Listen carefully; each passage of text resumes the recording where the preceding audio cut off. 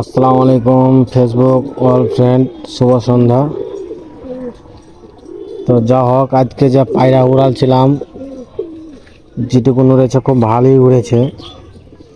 তো বর্তমানে আমি একটি কথা বলতে চাই যে কোনো চিড়িংবাজি করে কোনো কোনো কিছু শখ করাটা থেকে নৈর্য শখ করাটা অনেক ভালো। কেউ চিটিংবাজি করে কখনো কেউ বড় হতে পারে না।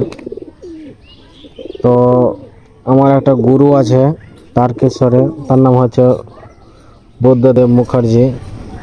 আমি 7টা 8টা করে যে পায়রা উড়াচ্ছি, তো আমার গুরুর কথাবার্তা মেনে চলে আজকে আমি এতগুলি পায়রা উড়াচ্ছি। আসলে একটা কথা, আসল কথা, যে ব্লাড লাইন যদি ঠিক ভালো থাকে, পায়রাকে যেরকম ট্রেনিং দেবে পায়রা সেরেক মরবে।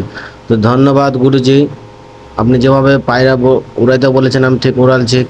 যতটুকু উড়েছে যথেষ্ট, খুব ভালো উড়েছে, আমি খুশি। Thank you.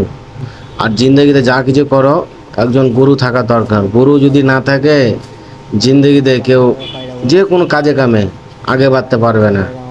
আমার পায়রাবাজিতে আমার একটা গুরু আছে।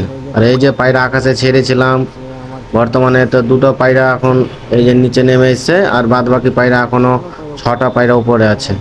আর সব কিছু আমার গুরুর ট্রেনিংয়ে সব পায়রা আমার উঠছে। থ্যাংক ইউ, ধন্যবাদ।